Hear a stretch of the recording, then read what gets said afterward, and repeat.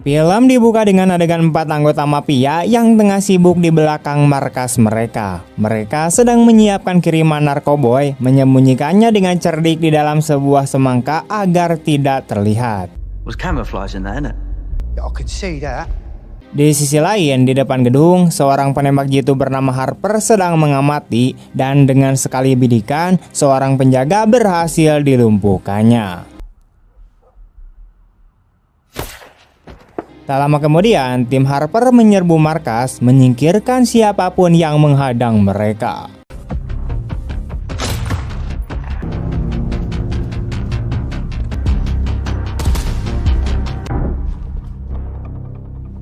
What was that? Para anggota mafia yang sedang bekerja sempat mendengar suara aneh, tapi mereka mengira itu bukan masalah serius. Satu dari mereka mencoba menghubungi penjaga, tapi tak ada jawaban. Tiba-tiba, lampu padam dan lampu darurat menyala, memicu kekacauan.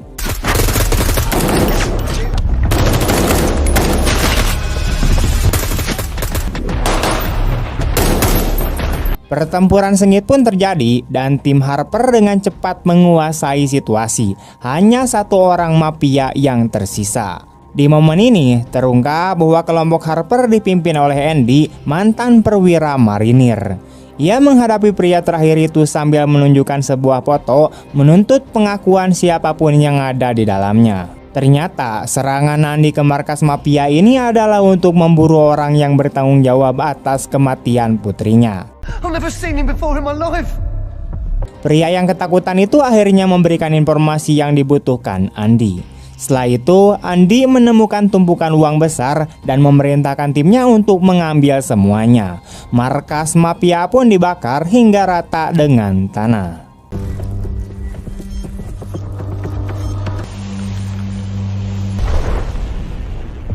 Cerita kemudian mundur ke 9 hari sebelumnya. Andy terlihat bangun di rumah terpencilnya, menjalani rutinitas sehari-hari dengan mandi, sarapan, dan berangkat kerja di toko perlengkapan bangunan.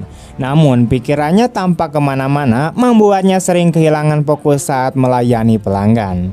Atasannya menegurnya karena ketidakprofesionalan itu dan memperingatkan bahwa jika Andy tidak berubah, ia bisa dipecat. Andy hanya mengangguk, menerima sebuah kenyataan dan tidak mendapat gaji bulan itu. We can't have any more complaints like that. Hari berikutnya, di hari liburnya, Andy pergi ke sesi terapi mingguan dengan psikiater. Ia mengaku merasa sedikit lebih baik, tapi kenangan masa lalu yang traumatis terus menghantuinya, dan itu masih terbayang di pikiran Andy. Terungkap bahwa Andy adalah mantan perwira marinir yang pernah memimpin unit 20 orang di Afghanistan, hanya 4 yang selamat termasuk dirinya. Peristiwa itu meninggalkan bekas mental yang mendalam. I can see there's a lot of pain. I have to suffer alone. Sementara itu, seorang gadis muda bernama Rachel terlihat berdebat dengan ibunya. Ibunya menekankan agar Rachel tidak terlalu sering keluar rumah, sementara Rachel membela diri bahwa ia sudah 18 tahun dan berhak mengatur hidupnya sendiri. Akhirnya, sang ibu mengalah, tapi tetap menekankan agar Rachel selalu berhati-hati.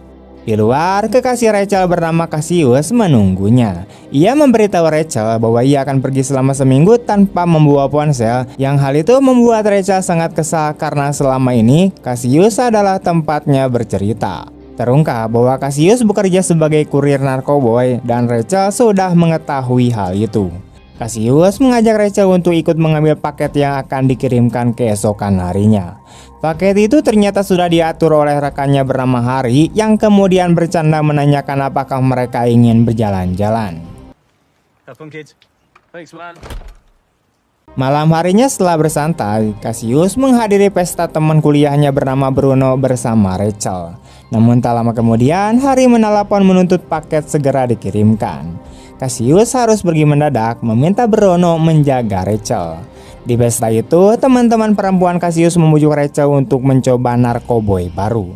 Meski awalnya menolak, Rachel akhirnya luluh. Beberapa saat setelah mengonsumsinya, Rachel mengalami overdose dan meninggoy dunia. Di sini barulah terungkap bahwa Rachel adalah putri Andy. Setelah pemakaman, Andy termenung hingga mantan istrinya yaitu Apa menghampiri dan memberitahunya tentang keadaan terakhir Rachel. Andy lalu masuk ke kamar Rachel untuk mengenangnya, tapi ia melihat ponsel Rachel menerima pesan dari Cassius yang mengatur pertemuan di rumah Harry. Menyadari bahwa jaringan narkoboy itu terlibat langsung dalam kematian putrinya, Andy segera bersiap mengambil alat paku tembak dan berangkat untuk menghancurkan jaringan narkoboy itu.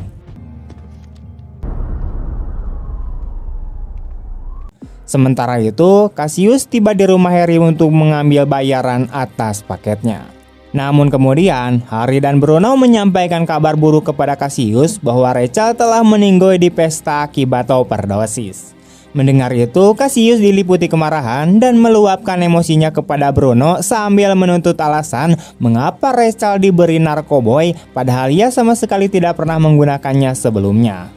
Bruno meminta maaf dan menjelaskan bahwa ia sedang keluar membeli makanan ketika kejadian tersebut berlangsung. Dikuasai rasa frustasi, Cassius kemudian keluar dari rumah Harry dengan nada kesal. Showed he'd done some fucked up junk. How would she even get her hands on that in the first place? You were supposed to look out for her, and you fucking left! I'm sorry. I left to get a pepperoni and cheese panini, and by the time I come back, the police are running all over the place, so I left. I've been lying low here ever since. Cash. Ketika ia pergi, Andy tiba dan sempat berpapasan dengannya meski tidak saling mengenali. Begitu memasuki rumah Harry, Andy tidak membuang waktu dan langsung menjatuhkan siapapun yang ada di sana.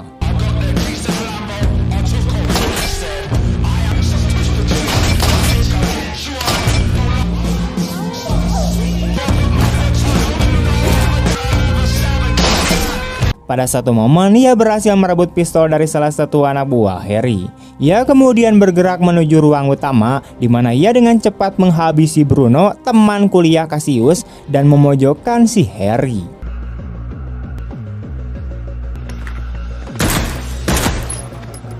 Andy menuntut untuk mengetahui di mana Cassius berada dan Harry mengungkapkan bahwa Cassius baru saja pergi. Namun pada saat itu, salah satu anak buah Harry berhasil menangkap Andy dari belakang. Melihat kesempatan itu, Harry segera mengambil pistol yang terjatuh dan bersiap menghabisi Andy. Namun tepat sebelum pelatuk ditarik, seseorang datang dan menembak mati Harry serta sisa anak buahnya. Penolong dadakan itu ternyata adalah Semut G, yaitu mantan bawahan Andy semasa dinas militer. Saat Semut G mengantarkan Andy pulang, ia bertanya bagaimana Andy bisa berada di rumah Harry. Andy menjelaskan bahwa ia sedang mencari seseorang bernama Cassius dan sekaligus bertekad membongkar seluruh jaringan narkoboy di kota itu.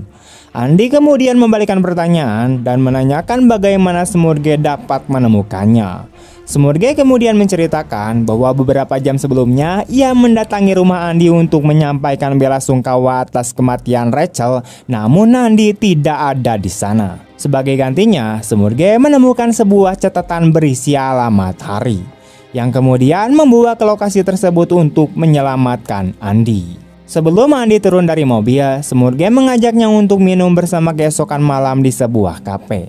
Pada malam berikutnya, Andy menerima panggilan dari Apa yang menanyakan apakah ia masih memegang ponsel Rachel. Andy membenarkan dan bertanya apakah Apa ingin mengambilnya kembali, namun Apa menjawab bahwa ia tidak peduli pada ponselnya, yang ia inginkan adalah Andy pulang. Andy menyebut bahwa suatu hari ia akan kembali, berharap mereka dapat membangun kembali keluarga mereka. Tak lama setelah itu, Andy menuju kafe untuk bertemu Semut G seperti yang dijanjikan. Di sana, ia bertemu Harper, mantan bawahan militernya yang menyampaikan bela sungkawa atas kematian Rachel serta menawarkan bantuan kapanpun Andy membutuhkannya. Tidak lama kemudian, Semut G tiba bersama seorang teman lama dan keempatnya mengenang masa-masa mereka di Afghanistan sebagai para penyitas dari unit mereka. Harper mengakui bahwa ia masih dihantui oleh sebuah ingatan perang, sebuah momen ketika ia harus memilih antara menetralkan seorang anak atau mempertaruhkan nyawa rekan-rekannya. Anak tersebut terus mendekat sehingga memaksa Harper mengambil keputusan yang mustahil. I have some friends, and they're still living with the scars. Setelah berbagi kisah masa lalu, mereka memutuskan untuk bermain biliar. Namun sikap Andi yang diam membuat ketiga mantan bawahannya bertanya apa sebenarnya tujuan Andi. Pada saat itu, Andi mengungkapkan misinya untuk memberantas peredaran narkoboy di kota, termasuk menjatuhkan Cassius. Ketiganya menyambut gembira kesempatan bekerja kembali di sisi Andy.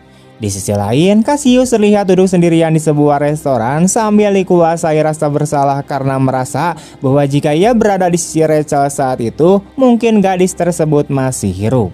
Pada satu momen, Cassius memutuskan bahwa ia harus meminta maaf kepada kedua orang tua Rachel secepatnya. Namun, sekelompok preman tiba-tiba mendatanginya. Cassius yang tidak ingin berkelahi mencoba untuk pergi, tetapi salah satu dari mereka mengikutinya keluar dan menantangnya berduel. Question. You answer. Come me. Get in the car. Tepat sebelum situasi memanas, sebuah mobil berhenti dan seorang wanita muda muncul menyuruh Cassius agar tidak membuang waktu menghadapi orang-orang seperti itu. Ketika mereka melaju pergi, wanita tersebut menyampaikan bela sungkawa atas kematian Rachel. Cassius kemudian bertanya mengapa ia memutuskan membantunya, dan wanita itu menjelaskan bahwa ia dikirim oleh ayah Cassius yang ingin menemuinya. Adegan kemudian berganti kepada Andy yang sedang diantar oleh Harper untuk membeli bedil. Sebelum Andy turun, Harper menyebut bahwa penjual senjata itu memiliki hubungan dekat dengan gembong narkoboy wilayah timur. Tidak lama kemudian, Andy bertemu dengan penjual tersebut dan menyerahkan sejumlah besar uang tunai tanpa ragu. Penjual itu menanyakan apa tujuan Andy membeli senjata-senjata tersebut. Tanpa diduga, Andy mengungkapkan rencananya untuk menyerang gembong narkoboy wilayah timur demi memberantas perdagangan narkoboy. You really don't understand what you got yourself into. Go on. Setelah Andy pergi, penjual senjata itu segera mencoba menghubungi sang gembong untuk memberitahu situasi tersebut. Namun sebelum panggilan tersebut tersambung, Andy tiba-tiba kembali dan melancarkan serangan. Andy menuntut lokasi markas gembong tersebut dan karena tidak punya pilihan lain, penjual itu memberikan informasinya. Pada saat yang sama, seorang pengawal mencoba menyerang, tetapi cepat dilumpuhkan oleh Harper. Harper kemudian meminta pisau Andy karena ia berniat menghabisi penjual senjata tersebut sendiri. Deal with this, will you? Di sisi lain, Cassius dan wanita tadi berhenti di dekat sebuah toko serba ayah. Wanita itu berniat membeli makanan karena sejak pagi ia hanya makan roti. Namun ketika ia masuk, seseorang mengikutinya. Cassius segera keluar dari mobil dan baku tembak pun terjadi di dalam toko. Beruntung, Cassius dan wanita itu berhasil melarikan diri tanpa luka serius meski wanita itu mengalami cedera di kakinya. Ketika mereka hendak kembali ke mobil, mereka disergap dan ditangkap oleh sekelompok pria.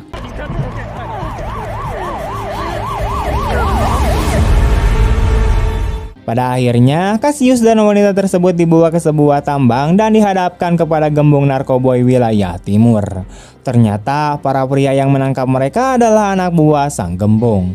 Gembong itu menjelaskan bahwa ia menangkap wanita tersebut karena wanita itu telah menyusup ke pabriknya dan meracuni barang dagangannya yang mengakibatkan kematian banyak pelanggan termasuk Rachel sendiri. Cassius terkejut dan menuntut mengetahui siapa yang memerintahkan wanita itu untuk melakukan tindakan tersebut. Wanita itu mengungkapkan bahwa ia bertindak atas perintah ayah Cassius sendiri. Beberapa saat kemudian, ketika Cassius dan wanita itu hendak dieksekusi, kelompok mafia wilayah timur tiba-tiba diserang. Satu persatu, anggota mafia berhasil dilumpuhkan oleh para penyerang yang tak lain adalah 4 mantan marinir, yaitu Andy dan ketiga rekannya.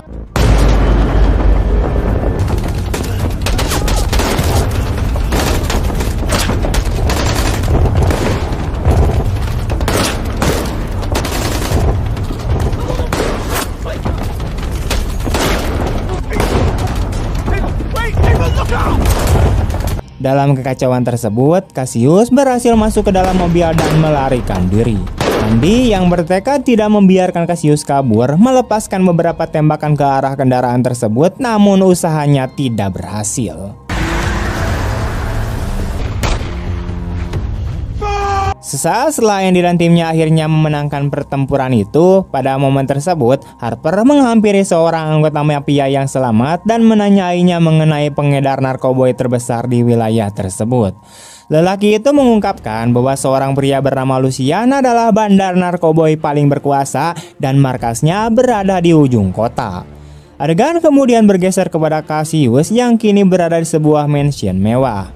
Beberapa saat kemudian, seorang pria botak muncul untuk menyambutnya. Dan terungkap bahwa pria itu adalah Lucian, seorang pengusaha kaya raya sekaligus ayah kandung Cassius.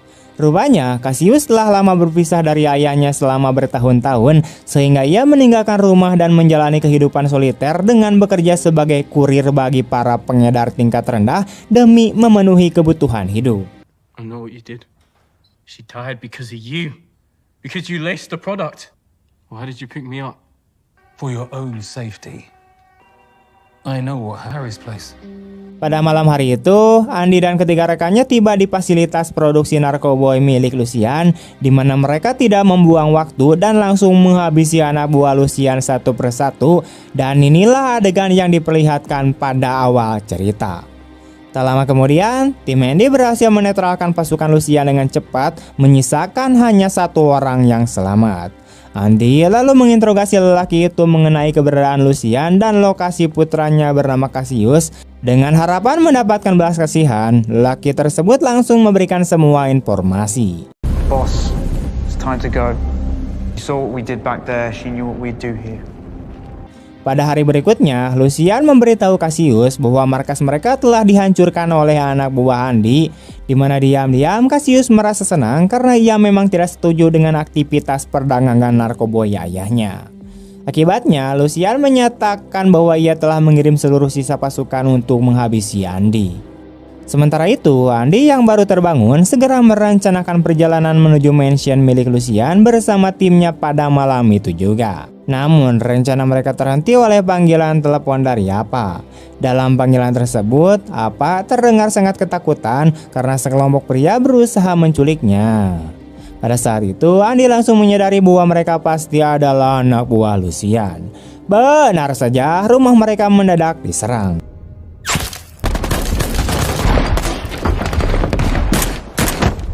Beruntung, ketiga rekan Andy tiba tepat waktu untuk membantu. Menanggapi situasi tersebut, Andy dan timnya segera bersiap dan berangkat untuk menyelamatkan Apa. Dan saat mereka melaju, beberapa mobil mulai mengejar mereka. We've got more on the way. Right, let's get out of here. Pada satu momen, mobil Andy terpaksa berhenti dan musuh mendekat dengan hati-hati. Namun Andy dan timnya telah menyembunyikan diri di balik kendaraan dengan cerik.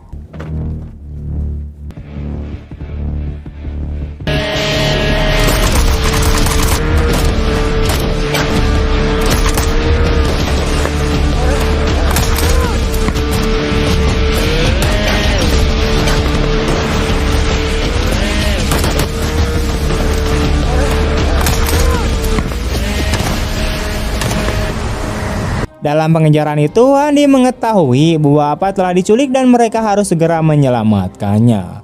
Mereka menelusuri keberadaan Apa hingga ke sebuah bangunan terbengkalai, tetapi mereka disergap dari kedua sisi oleh banyak anak buah Lucian. Di bawah tembakan yang intens, Andy memerintahkan ketiga rekannya untuk berlindung di dalam bangunan tersebut. Namun, hal itu ternyata adalah jebakan karena pasukan Lucian telah mengepung bangunan tersebut. Tanpa pilihan lain, tim Andy berpencar dan secara sistematis menghabisi anak buah Lucian satu persatu. 4 packs, 50 meters. We're approaching on the south aspect.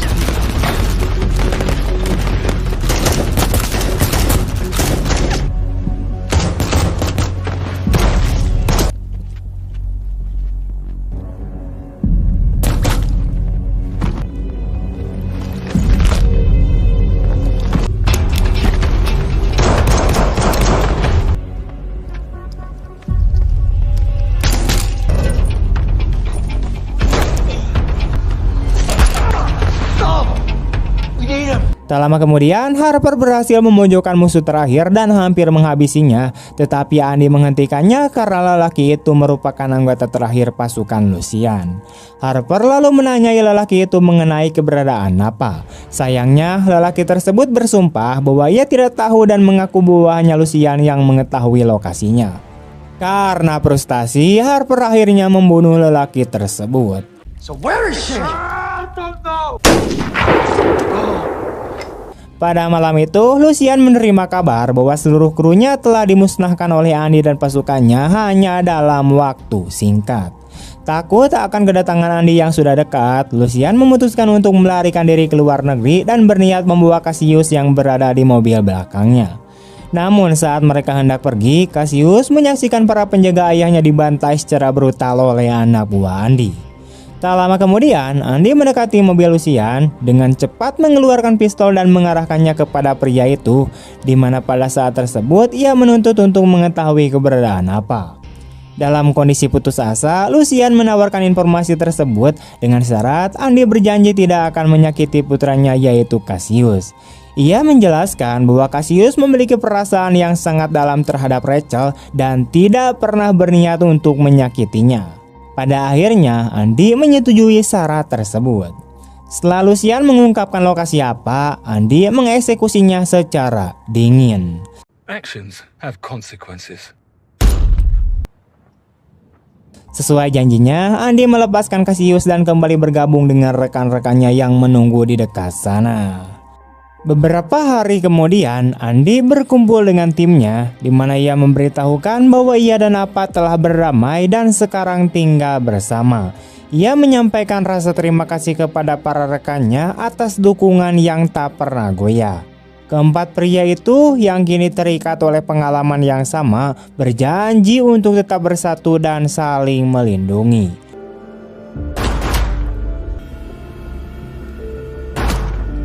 Namun sebuah hal mengejutkan terjadi, di mana tiga rekan Andy yang ia ajak bicara hanyalah bayangan dari masa lalunya, fragmen-fragmen yang muncul akibat trauma akut semasa perang di Afghanistan dan rasa kesepian, juga kehilangan putrinya memperparah segalanya.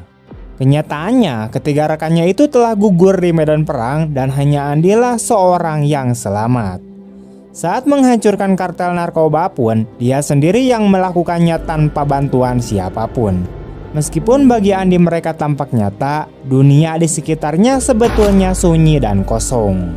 Saat itu juga, tiba-tiba Cassius muncul dan memegang pistol di tangannya, dipenuhi dendam atas kematian ayahnya.